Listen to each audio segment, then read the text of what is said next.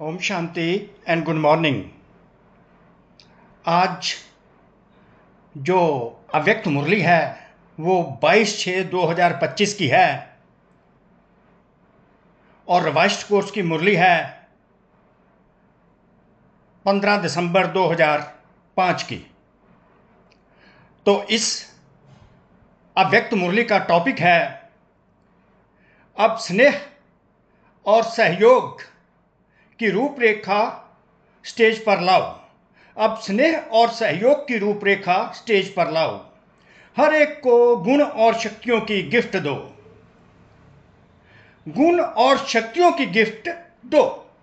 तो ये गुण और शक्तियों की गिफ्ट है अपने वर्चूज और पावर्स जो है परमात्मा शिव ने, परम पिता परमात्मा ने जो हम बच्चों को वर्चूज और पावर्स दी हैं वो हमने गिफ्ट में एक दूसरे को देनी है। हमारी जो ट्रांजैक्शंस हो वो वर्चूज और पावर्स की हो, और वो तभी होगी अगर हम परमात्म प्रेम जो परमात्मा पुरुषोत्तम संगम युग पर आते हैं और हमें परमात्म प्रेम मिलता है और पुरुषोत्तम संगम युग पर ही मिलता है। कोटों में से कोई आत्माएं ही परमात्म स्नेह की अधिकारी आत्माएं बनते हैं। तो जो अधिकारी आत्माएं परमात्म स्नेह की बनती हैं, परमात्म प्यार की बनती हैं, अर्थात परमात्म सहयोग की बनती हैं, तो जब उन बच्चों में परमात्म स्नेह समा जाता है, परमात्म स्नेह की मूर्त बन जाते हैं, अर्थात रूपरेखा स्वरूप। जब परमात्मा के बच्चे, अडॉप्टेड बच्चे परमात्म स्नेह के स्वरूप बन जाते हैं, सहयोग के स्वरूप बन जाते हैं, तो वो अपने गुण और शक्तियों को एक दूसरे में गिफ्ट देते हैं। तो गिफ्ट देने हैं अपने गुण और शक्तियों के, चाहे वो गुण और शक्तियां प्रभु प्रसाद है, प्रभु द्वारा मिली हुई हैं, उनको हमने आगे बांटते जाना है, ताकि हम तो परिवर्तित होते ही होते हैं, हमारे ट्रांसफॉर्मेशन तो होता है, जिससे हमारी ट्रांजैक्शन हो, जिससे हमारी इंटरेक्शन हो, वहां पर अपने पावर्स और वर्चूज जो परमात्मा ने प्रभु प्रसाद में हमको दिए वो हम उनको देते जाएं, और ट्रांजैक्शन जो हमारी हो वर्चूज और पावर्स में हो, ताकि transformation of the whole world take place along with our own transformation. तो इंग्लिश में इसका टॉपिक है bring the form of love and cooperation on to the stage, give each one the gift of the virtues and powers of the god endowed by the god. तो अब स्नेह और सहयोग की रूपरेखा स्टेज पर लाओ, हर एक को गुण और शक्तियों की गिफ्ट दो। तो यहां पर परमात्मा कैसे शुरू करते हैं अपने बच्चों प्रति मधुर महावाक्यों को। परमात्मा शिव के महावाक्य हैं अपने बच्चों प्रति। तो जो टॉपिक के हिसाब से अगर हम देखें जाए, स्नेह और सहयोग की रूपरेखा स्टेज पर लाओ, अर्थात अपनी आत्मा की शक्ति को पहले बढ़ाओ और उस बढ़ी हुई शक्ति से गुण और शक्तियों को का लेन देन करते चलो। गिफ्ट दो तो गुणों का दो, गिफ्ट दो तो अपनी शक्तियों का दो जो परमात्मा ने हमें प्रभु प्रसाद में दी हैं। तो मुरली ऐसे शुरू होती है। आज परमात्मा बाप अपने चारों ओर के परमात्म प्यार के अधिकारी बच्चों को देख रहे हैं। स्वयं परमपिता परमात्मा अपने बच्चों को देख देख कर हर्षित होते हैं। क्या देखते हैं? ये मेरी प्रॉपर्टी के अधिकारी बच्चे हैं और मेरी प्रॉपर्टी है परमात्म प्रेम। तो पुरुषोत्तम संगम युग पर ही परमात्म प्रेम के, परमात्म प्यार के अधिकारी बच्चों को परमात्मा देख देख कर हर्षित होते हैं। यह परमात्म प्यार विश्व में कोटों में से कोई आत्मा को ही प्राप्त होता है। यह परमात्म प्यार निस्वार्थ प्यार है। यह परमात्मा का जो प्यार है वो निस्वार्थ प्यार है। जो हम आत्माएं यहां पर स्थूल संसार में जो एक दूसरे का प्यार है वो शारीरिक प्यार है, निस्वार्थ प्यार मिल नहीं सकता। ओनली निस्वार्थ प्यार जो है निराकार परमात्मा द्वारा ही हम आत्माओं को मिलता है। यह परमात्म प्यार निस्वार्थ प्यार है क्योंकि एक परमात्मा पिता ही निराकार और निरहंकारी है। निराकार और निरहंकारी परम पिता परमात्मा ही निस्वार्थ प्यार कर सकते हैं, क्योंकि जैसे ही आत्माओं को शरीर मिलता है तो कोई ना कोई स्वार्थ आकर खड़ा हो जाता है, जिसके कारण वो स्वार्थी प्यार होता है, शरीरों का प्यार होता है। और अशरीरी प्यार जो है, आत्मिक जो प्यार है, निस्वार्थ प्यार है, वो निराकार निरहंकारी परमपिता परमात्मा ही अपने बच्चों को दे सकते हैं। मनुष्य आत्मा शरीरधारी होने के कारण कोई ना कोई स्वार्थ में आ जाती है। परमात्मा बाप ही अपने बच्चों को ऐसा निस्वार्थ प्यार देते हैं। परमात्मा प्यार ब्राह्मण जीवन का विशेष आधार है। अंडरलाइन, परमात्मा जीवन का जी दान है।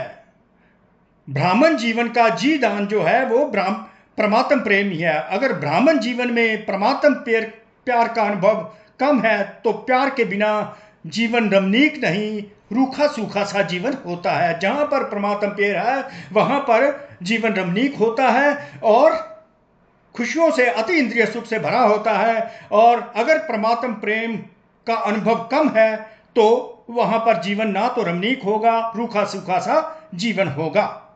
परमात्मा प्यार ही जीवन में सदा साथ भी देता है। ये जो परमात्मा का प्यार है हमारी सपोर्ट बनकर आता है और हमको सपोर्ट भी करता रहता है। परमात्मा का प्यार ही हमें कोऑपरेट करता है। अदरवाइज तो मनुष्य आत्माओं में इतनी ताकत नहीं कि जो एक दूसरे को अशरीरी प्यार दे सकें, निराकार परमात्मा जैसा प्यार दे सकें। तो परमात्मा बाप यही कहते हैं कि परमात्मा प्यार ही जीवन में सदा साथ देता है और परमात्मा के प्यार ही साथी बनकर हमें सहयोग देता है। जहां प्यार है, साथ है, वहां सब कुछ बहुत सहज और सरल हो जाता है। जहां पर प्यार होता है वहां पर हर कार्य सहज हो जाता है, इजी हो जाता है और वेरी सिंप्लीफाइड वे से आसान सा हो जाता है। और मेहनत का अनुभव जरा भी नहीं होता, मेहनत का अनुभव नहीं होता, ऐसा अनुभव है ना। परमात्मा प्यारे कोई भी व्यक्ति या साधनों की आकर्षण में नहीं आ सकते, क्योंकि परमात्मा आकर्षण, परमात्मा प्यार ऐसा अनुभव कराता है जो सदा प्यार के कारण लवलीन रहते हैं। लवलीन अंडरलाइन, जिसको लोगों ने परमात्मा में लीन होना समझ लिया है। परमात्मा प्यार में लवलीन होते हैं, ना कि परमात्मा में लवलीन होते हैं। परमात्मा में लीन होना दुनिया वालों ने समझ लिया है। एक्चुअल है लव में लीन। किसका लव? परमात्मा लव में लीन होना, लवलीन होना। जो परमात्मा प्यार में लवलीन होते हैं उनको मेहनत का अनुभव नहीं होता, बल्कि उनका हर एक कार्य जो सहज हो जाता है और सरल हो जाता है। परमात्मा में लीन नहीं होता लेकिन परमात्मा प्यार में लवलीन हो जाता है। अंडरलाइन, बाप दादा चारों ओर के बच्चों को देखते हैं। परमात्मा प्यारे तो सभी बने हैं, लेकिन एक है लवली बच्चे, दूसरे हैं लवलीन बच्चे। लवली बच्चे जो परमात्मा के बन गए, जिन बच्चों को परमात्मा ने अडॉप्ट किया। पर जो बच्चे परमात्मा के प्यार में परमात्मा के प्यार में लवलीन होते हैं वो लवलीन बच्चे होते हैं। अदर्स तो वैसे तो सारे बच्चे ही जो बाबा के हैं, परमात्मा शिव के हैं, वो लवली बच्चे हैं। परमात्मा हर बच्चे को लवली और लाडला बच्चा ही एड्रेस करते हैं। पर परमात्मा प्यार में जो खो जाते हैं, परमात्मा प्यार में समाये रहते हैं, उनको बाबा लवलीन बच्चे कहते हैं। परमात्मा प्यार में लवलीन बच्चे। तो अपने आप से पूछो, लवली तो सभी हैं, लवली अर्थात परमात्मा के तो हम सभी बच्चे हैं। क्या परमात्मा प्यार में हम खो जाते हैं कि नहीं, अर्थात लवलीन हो जाते हैं कि नहीं? लेकिन लवलीन कहाँ तक रहते हैं? लवलीन बच्चों की निशानी क्या है? निशानी अंडरलाइन, लवलीन बच्चों की निशानी क्या है? अंडरलाइन, वह सदा परमात्मा फरमान में सहज चलते हैं। जो परम पिता परमात्मा भगवान शिव का डायरेक्शन है, श्रीमत है, उन पर चलते रहते हैं, बड़े ही प्यार से चलते रहते हैं। परमात्मा फरमान में सहज चलते रहते हैं, फरमान में भी रहते और देह भान से कुर्बान भी रहते हैं। तो परमात्मा फरमान है यही है, देही अभिमानी बनो। तो देही अभिमानी बनते हैं तो देह अभिमान कुर्बान हो जाता है। फरमान में भी रहते हैं, देह भान से कुर्बान भी रहते हैं, क्योंकि प्यार में कुर्बान होना मुश्किल नहीं है। सबसे पहला फरमान है योगी भव पवित्र भव, अंडरलाइन। तो पहली डायरेक्शन परमात्मा की जो एलिवेटेड डायरेक्शन है वो यही है कि योगी भव पवित्र भाव। योगी भव पवित्र भाव अर्थात देह और देह के सब संबंधों को भूल अपने को आत्मा समझ मुझ परमात्मा शिव को याद करो तो तुम पावन बन जाएंगे, पवित्र बन जाएंगे, तो पवित्र दुनिया के मालिक बन जाएंगे, अर्थात सतयुग के मालिक बन जाएंगे। ये है पहला प्रमाण। जो बच्चे इस सहज प्रमाण पर चलते रहते हैं वो लवलीन बच्चे हैं, परमात्मा के फरमान को मानने वाले, उसके लब में लीन रहने वाले लवलीन बच्चे हैं। उन लवलीन बच्चों के लिए यह डायरेक्शन है, परमात्मा का फरमान है। योगी भव पवित्र भाव, योगी भव अर्थात परमात्मा को याद करो, देह और देह के सब संबंधों को भूल अपने को आत्मा समझ परम पिता परमात्मा भगवान शिव को याद करो तो तुम पावन बन जाएंगे, पवित्र दुनिया के मालिक बन जाएंगे, अर्थात आने वाली सतयुग दुनिया के मालिक बन जाएंगे। तो पवित्र भाव योगी भाव ये पहला फरमान है। जो इस प्रमाण पर सहज इजीली चलते रहते हैं, ऑटोमेटिकली चलते रहते हैं, वो बच्चे लवलीन बच्चे हैं। बाप का बच्चों से प्यार होने के कारण बाप बच्चों को मेहनत करते देख नहीं सकते, क्योंकि बाप जानते हैं 63 जन्म बहुत मेहनत की। अभी यह अलौकिक जन्म मेहनत से मुक्त हो अति इंद्रिय सुख की मौज मनाने का जन्म है। अंडरलाइन, अभी यह अलौकिक जन्म, अब हमारा अलौकिक जन्म है। जब हम परमात्मा शिव के बन जाते हैं तो परमात्मा से हमें अलौकिक जन्म मिलता है, और यह अलौकिक जन्म परमात्मा हमारी 63 जन्म से हम मेहनत करते आए हैं परमात्मा को ढूंढने के लिए, परमात्मा को याद करने के लिए, और परमात्मा से उस विधि से याद नहीं करते, वो श्रीमत उस प्रमाण से याद नहीं करते जो परमात्मा हमें सिखाते हैं। आत्मा समझकर मुझे याद करो, उससे 63 जन्म याद कर नहीं सके तो मेहनत करनी पड़ी, परमात्मा नहीं मिले तो परमात्मा कहते हैं मैं अपने बच्चों को मेहनत करना नहीं देख सकता। तो परमात्मा कहते हैं ये अलौकिक जन्म में मैंने तुमको ये जो विधि बता दी है, मुझे याद करने ही, अपने को आत्मा समझ मुझ बाप को याद करो। ये अलौकिक जन्म में मेहनत नहीं करनी पड़ती, ये अलौकिक जन्म मेहनत से मुक्त हो अति सुख की मौज मनाने का युग है, अर्थात जन्म है। तो मौज मना रहे हो ना कि मेहनत करनी पड़ती है। प्यार से फरमान पर चलना मेहनत नहीं लगती। अगर प्यार में लवलीन होते, परमात्मा में खो जाते हो, तो जो परमात्मा की डायरेक्शन है प्यार से जो में उस पर चलना आसान हो जाता है। अगर मेहनत करनी पड़ती है तो प्यार की परसेंटेज में कुछ कमी है, कहां ना कहां प्यार में कुछ ना कुछ लीकेज है। तो लीकेज के लिए बाबा ने 2 बातें बताई जिसके कारण परमात्मा प्यार में लवलीन रहने से हम वंचित हो जाते हैं। तो 2 डायरेक्शंस कौन सी हैं जिसके कारण लीकेज हो जाती है? 2 बातों की लीकेज मेहनत कराती है। कौन सी मेहनत कराती है? नंबर 1, एक पुराने संस्कार का आकर्षण, पुराने संसार का आकर्षण, पुराने संस्कार की आकर्षण जो है, पुराने संसार की आकर्षण, संसार में संबंध पदार्थ सब आ जाता है। और दूसरा है पुराने संस्कार की आकर्षण। ये दोनों बातें जो हैं हमें परसेंटेज में परमात्म प्यार की में परसेंटेज में ले जाती हैं, जिसके कारण हमें परमात्मा के डायरेक्शंस को याद करने के लिए, परमात्मा के डायरेक्शन को सहज फॉलो करने के लिए उसमें क्या है, मेहनत करनी पड़ती है। अगर मेहनत से छूटना है तो पुराने संसार को भूलना पड़ेगा और पुराने संस्कारों को भी भूलना पड़ेगा। दोनों बातों से लीकेज जो है प्लग हो जाएगी और हम परमात्मा की जो पवित्र भाव, योगी भाव का जो फरमान है उस पर चलते रहेंगे और लवलीन रहेंगे। मेहनत नहीं करनी पड़ेगी। यह पुराना संसार और संस्कार अपने तरफ आकर्षित करते हैं, पुराने संस्कार अपनी तरफ आकर्षित करते हैं, पुराना संसार हम अपनी तरफ आकर्षित करता है। तो परमात्म प्यार में परसेंटेज हो जाती है, कमी आ जाती है। चेक करो इन दोनों लीकेज से मुक्त हो क्या? याद करो आप आत्मा के अनादि संस्कार और आदि संस्कार क्या थे। जो परमात्मा के अनादि संस्कार थे, आदि संस्कार थे, अनादि और आदि संस्कार है पवित्रता, शांति, सुख, आनंद, प्रेम, ज्ञान और शक्तियां। तो ये जो संपूर्ण जो संस्कार अनादि और आदि में भी देव आत्मा के संस्कार यही थे, और आप आत्मा के अनादि संस्कार और आदि संस्कार क्या थे, इन दोनों को याद करो। और अंत में जो ब्राह्मण जीवन अब चल रहा है उसके कौन से संस्कार है? यही संस्कार है, अनादि, आदि और अब ब्राह्मण जीवन के जो तीन संस्कार सेम है, और बीच वाले संस्कार आसुरी संस्कार हैं, वो बीच में ऑटोमेटिकली ओवरलैप हो जाएंगे। याद करो, आप आत्मा के अनादि संस्कार और आदि संस्कार क्या थे, और अभी अंत के ब्राह्मण जीवन के संस्कार क्या हैं? अनादि भी हैं, आदि भी हैं, और अंत में भी श्रेष्ठ संस्कार हैं। श्रेष्ठ संस्कार पवित्र संस्कार है।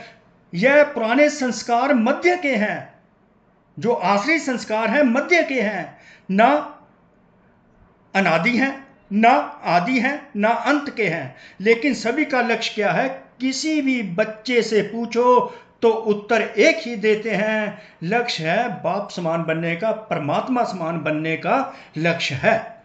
यही है ना? है तो हाथ उठाओ, यही लक्ष्य है पक्का, या बीच बीच में बदली हो जाता है?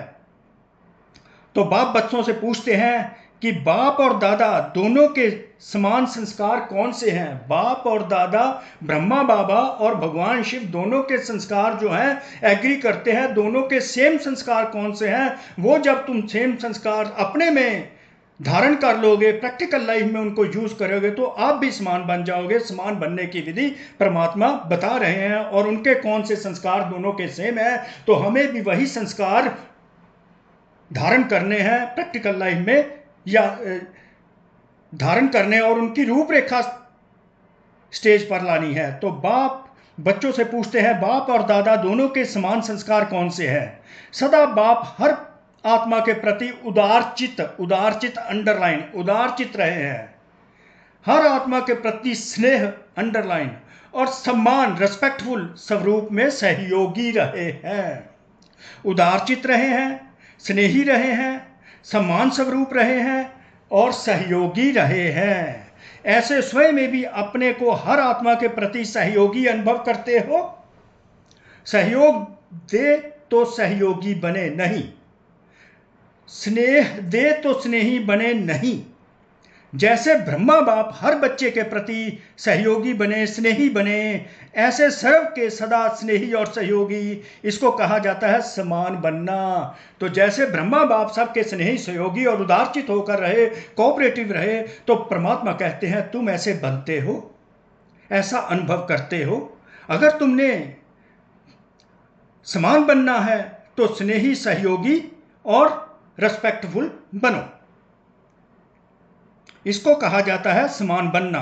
हर आत्मा के प्रति स्नेह, हर आत्मा के प्रति सहयोगी बनना है, उदारचित बनना है। अगर कोई भी बच्चे को संस्कार परिवर्तन करने में मेहनत करनी पड़ती है तो उसका कारण क्या है? ब्रह्मा बाप ने अपने ऊपर अटेंशन रखा लेकिन मेहनत नहीं की। संस्कार परिवर्तन में मेहनत का कारण है लवली बने हैं, लवलीन नहीं बने हैं। अर्थात परमात्मा का पहला फरमान पूरी तरह फॉलो नहीं किया। योगी भाव, पवित्र भाव का जो फरमान है वो पूरी सहज उसको फॉलो नहीं किया, उसको धारण नहीं किया, जिसके कारण लवली तो रहते हैं, लवलीन नहीं बनते, और परिवर्तन होने में, ट्रांसफॉर्मेशन में मेहनत करनी पड़ती है। तो इसमें फॉलो यही करना है कि अपने को बाप की श्रीमत जो है उसको सहज उसको फॉलो करना है और पवित्र बनना है। जितना जितना हम पवित्र बनते हैं तो हमारे जो गुण है वो इन्वोक होते रहते हैं। जब वो गुण इन्वोक होते रहते हैं तो हम बाप समान बनते रहते हैं। उदारचित के गुण आ जाते हैं, स्नेही के गुण आ जाते हैं, सम्मान देने के गुण आ जाते हैं, हम कोऑपरेटिव बन जाते हैं।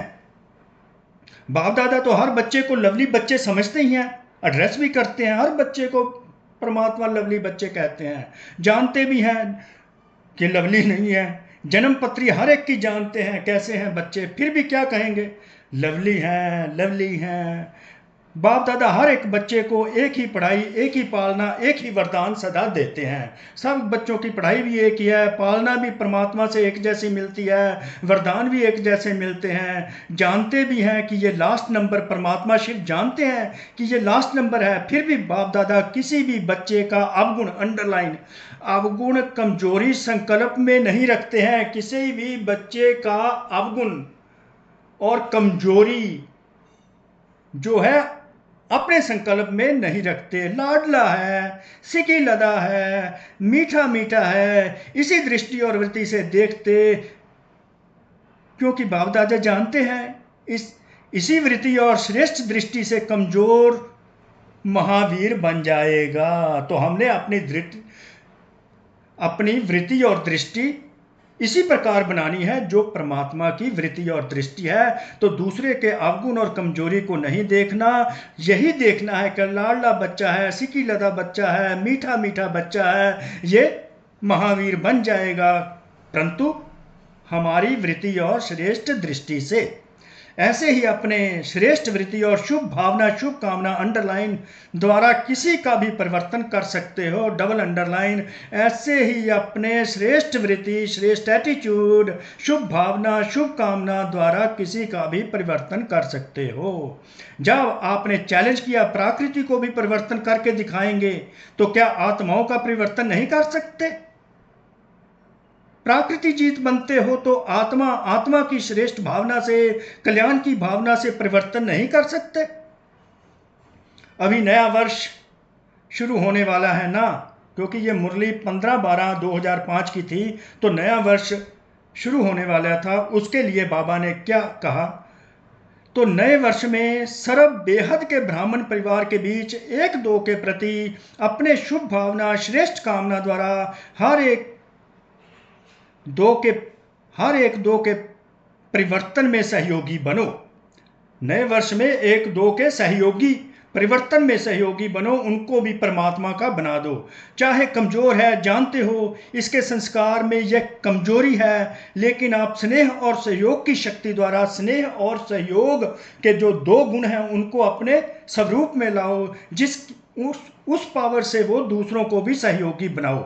एक दो को सहयोग का हाथ मिलाओ, अंडरलाइन, एक दो को सहयोग का हाथ मिलाओ। इस सहयोग के हाथ मिलाने का दृश्य ऐसा बन जाएगा जैसे हाथ में हाथ स्नेह का मिलाना, सहयोग का मिलाना माला बन जाए। शिक्षा नहीं दो, स्नेह भरा सहयोग दो, शिक्षा नहीं दो, स्नेह भरा सहयोग दो। कोऑपरेट करो जिसमें स्नेह, परमात्म स्नेह समाया हुआ हो, आत्मिक स्नेह समाया हुआ हो। न्यारा नहीं बनो, किनारा नहीं करो, सहारा बनो, सपोर्ट करो, एक दूसरे को कोऑपरेट करो, क्योंकि आपका यादगार विजय माला है। हर एक मन का मनके के साथ सहयोगी है, तब माला का चित्र बना है। हर एक मन का मनके के साथ सहयोगी है, मतलब हर आत्मा एक दूसरे को कोऑपरेट करती चले, तब ये रुद्र माला, विष्णु की माला बनती है। तो सभी बाप दादा से पूछते हैं नए साल में क्या करना है। संदेश देने का कार्य तो बहुत किया, कर रहे हैं, करते रहेंगे। अब संदेश वाहकों के सहयोग और स्नेह की रूपरेखा स्टेज पर लाओ। महादानी बनो, अंडरलाइन, स्नेह और सहयोग की रूपरेखा, अर्थात वो स्वरूप अपना लाकर इस विषम में लाओ, प्रैक्टिकल लाइफ में लाओ, स्टेज पर लाओ। महादानी बनो, अपने गुणों का सहयोगी बनो और बनाओ। अपने गुणों का सहयोगी बनो। महादानी किसको कहते हैं? अपने गुणों द्वारा दूसरों को सहयोग दो। ऐसे अपने गुण का है तो परमात्म गुण है, तो परमात्मा के दिए हुए वर्चुज हमको, पावर्स जो हमको मिल गए हैं परमात्मा द्वारा दी गई हैं। लेकिन जो गुण आपने अपने बनाए हैं, परमात्म गुण अपने बना लिए हैं, उस गुण की शक्ति से उन्हों की कमजोरी दूर करो। परमात्म गुणों से दूसरों की कमजोरी दूर करो। यह कर सकते हैं क्या?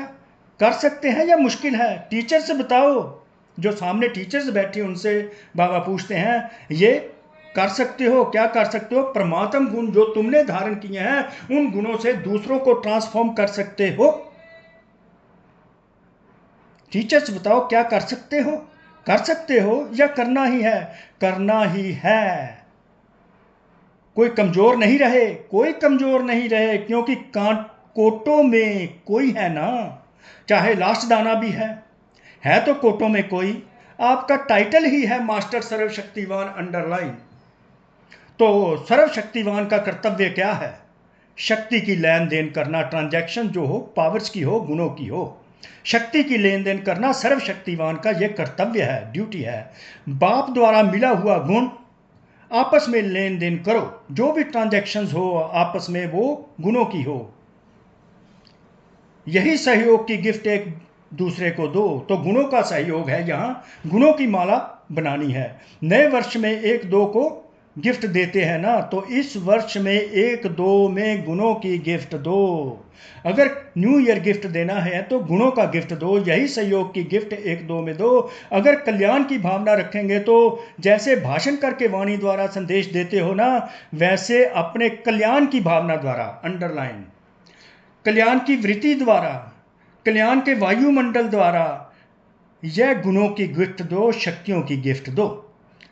कमजोर को सहयोग देना, यह समय पर गिफ्ट देना, कमजोर को सहयोग देना, यह समय पर गिफ्ट देना है। गिरे हुए को गिराओ नहीं, चढ़ाओ, ऊंचा चढ़ाओ। यह ऐसा है, यह ऐसा है नहीं। यह प्रभु प्यार के पात्र हैं।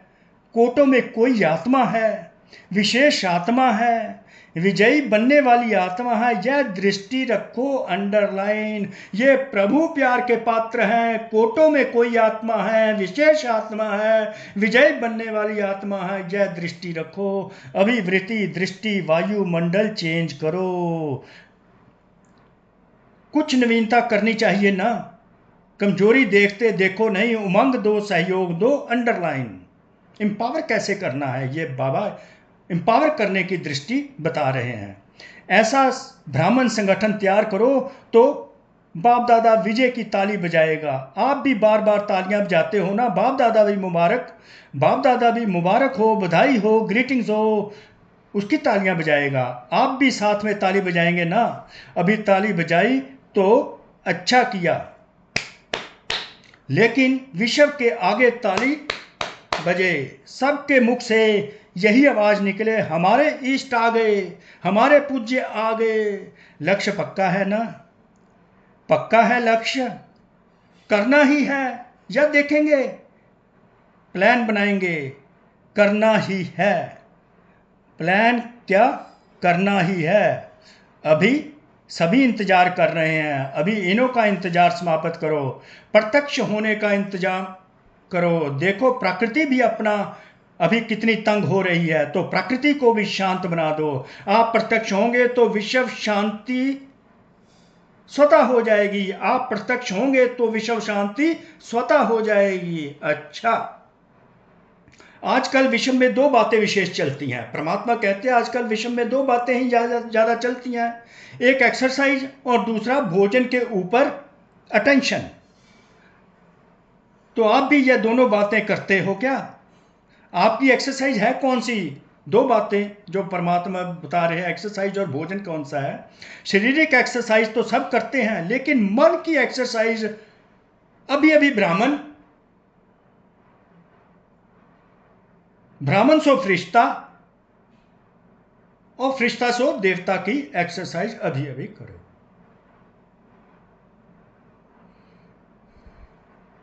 यह मनसा ड्रिल का अभ्यास सदा करते रहो। और शुद्ध भोजन, मन का शुद्ध संकल्प। शुद्ध भोजन कौन सा है? मन का शुद्ध संकल्प। शुद्ध संकल्प जो होते हैं वो मन का भोजन है। अगर व्यर्थ संकल्प करते हैं, वेस्ट थॉट्स करते हैं, नेगेटिव थॉट्स करते हैं, तो अगर व्यर्थ संकल्प, नेगेटिव थॉट्स चलता है तो यह मन का अशुद्ध भोजन है, इम्प्योर भोजन है। तो मन में सदा शुद्ध संकल्प रहे। दोनों करना आता है ना? जितना समय चाहो उतना समय शुद्ध संकल्प स्वरूप बन जाओ। तो ये ड्रिल करते रहना है। बीच में एक तो एक्सरसाइज करनी है, शारीरिक एक्सरसाइज तो हम करते हैं, मन की एक्सरसाइज करनी है। अभी ब्राह्मण, फिर फरिश्ता सो देवता, और शुद्ध संकल्पों का भोजन करना है। तो परमात्मा अब याद प्यार देने लगे हैं, उसको आप एक्सेप्ट कर लीजिए। चारों ओर के परमात्म प्यार के अधिकारी विशेष आत्माओं को, चारों ओर के परमात्म प्यार के अधिकारी विशेष आत्माओं को, सदा एक दो के सहयोगी बनने वाले बाप के स्नेही और सहयोगी आत्माओं को सदा विजयी है और विजय का झंडा विश्व में फैलाना है। सदा विजयी है, विजय का झंडा विश्व में फैलाना है। इस लक्ष्य को प्रैक्टिकल में लाने वाले विजयी बच्चों को सदा इस पुराने संसार और संस्कार के आकर्षण से परे रहने वाले बाप समान बच्चों को दिलाराम बाप का दिल से याद, प्यार और नमस्ते। तो अब बाबा डेली वरदान भी बच्चों को देते हैं। उस वरदान को आप लीजिए और उसकी विधि भी देखिए। मन के मौन से सेवा की नई इन्वेंशन, मन के मौन से सेवा की नई इन्वेंशन निकालने वाले सिद्धि स्वरूप भव। तो सिद्धि स्वरूप भव का वरदान दिया। आगे विधि है उसकी। जैसे पहले पहले मौन व्रत रखा था तो सब फ्री हो गए थे, टाइम बच गया था, ऐसे अब मन का मौन रखो। संकल्पों का मौन, साइलेंस रखनी है, थॉट्स की साइलेंस रखनी है, जिससे व्यर्थ संकल्प आवे ही ना। व्यर्थ संकल्पों का आना वो मन का मौन नहीं है। व्यर्थ संकल्प आवे ही ना, वो है मन का मौन, संकल्पों की साइलेंस। जैसे मुख से आवाज ना निकले वैसे व्यर्थ संकल्प ना आए, वेस्ट थॉट्स का दरवाजा बंद हो जाए। यह है मन का मौन। तो समय बच जाएगा। इस मन के मौन से सेवा की ऐसी इन्वेंशन निकलेगी जो साधना कम और सिद्धि ज़्यादा हो जाएगी। जैसे साइंस के साधन सेकंड में विधि को प्राप्त कराते हैं, वैसे इन साइलेंस के साधन द्वारा सेकंड में विधि प्राप्त होगी, तो सिद्धि स्वरूप बन जाएंगे। तो वेस्ट थॉट्स का दरवाजा बंद करना है, तो थॉट्स की साइलेंस हो जाएगी, उसमें हम सिद्धि स्वरूप बनेंगे। नई नई विधियां सेवा की उसमें से आती रहेंगी। तो स्लोगन है, जो स्वयं समर्पित स्थिति में रहते हैं सर्व का सहयोग भी उनके आगे समर्पित होता है। जो स्वयं समर्पित स्थिति में रहते हैं सर्व का सहयोग भी उनके आगे समर्पित होता है। अर्थात जो everyone's cooperation is surrendered to those who stay in the surrendered stage। जो परमात्मा के प्रति अपने आप को पूरी तरह समर्पित कर देते हैं, जो परमात्मा के प्रति अपने आप को पूरी तरह समर्पित कर देते हैं, उनको हर एक का, लोगों का भी सहयोग मिलना शुरू हो जाता है।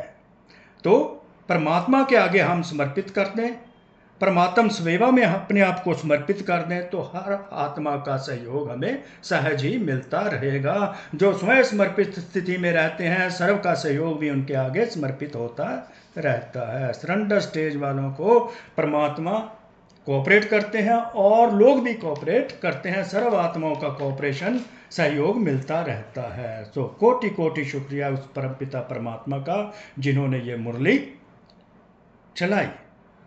ओम शांति। आपका भी कोटि कोटि शुक्रिया। ओम शांति।